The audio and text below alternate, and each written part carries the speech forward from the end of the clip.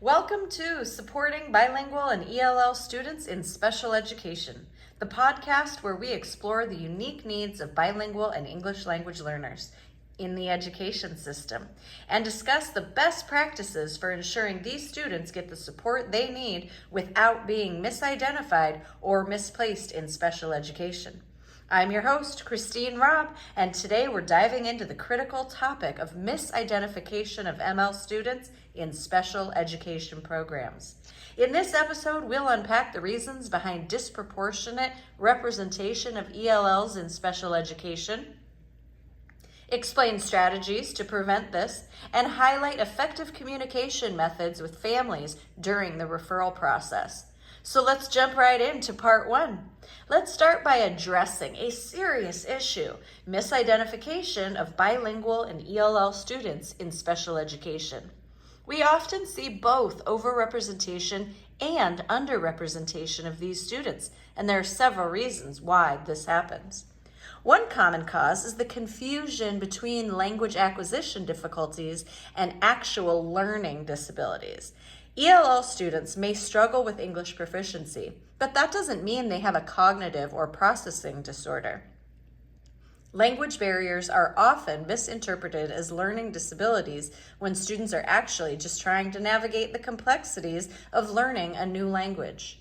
Another challenge is cultural differences. Standardized tests often reflect cultural references or content that ELL students might not be familiar with, leading to inaccurate results. And of course, many assessments are inconsistent or not designed with ELL students in mind. Testing only in English misses a crucial part of the picture, the student's skills in their native language. Adding to the complexity is the fact that many educators don't receive adequate training on differentiating between language learning and learning disabilities. This leads to an over-reliance on teacher observations, which can sometimes result in premature referrals to special education. So how can we fix this? Schools need to be proactive, using comprehensive, multilingual assessments that accurately reflect a student's abilities in both their native language and English. It's also essential to involve ELL specialists in the process, ensuring culturally responsive teaching practices are in place. Finally, ongoing professional development for educators is key. Teachers need to know the stages of language acquisition and how to recognize when a student's challenges go beyond language and point to a potential learning disability. Now let's move on to part two.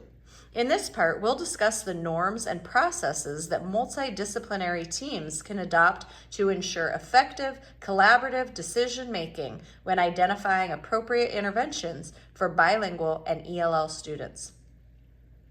Effective multidisciplinary teams focus on data-driven decision-making.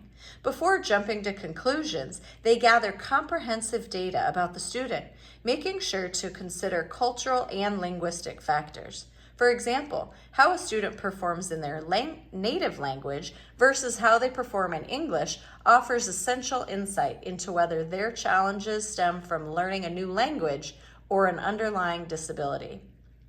Response to intervention, or RTI, is an excellent framework for this. It provides tiered support for students, ensuring interventions are tried before any special education referrals. If a student doesn't respond to these interventions, only then should we consider a more in-depth evaluation. Another critical element is involving ELL specialists in these conversations. They can help distinguish between normal language learning struggles and actual learning disabilities.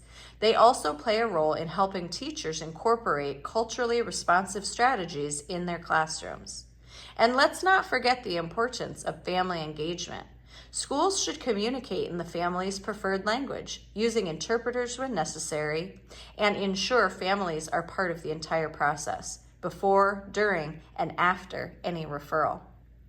Now in part three, we'll talk about some of the factors educators should consider before referring a bilingual or ELL student to special education, and the best ways to communicate with families throughout this process.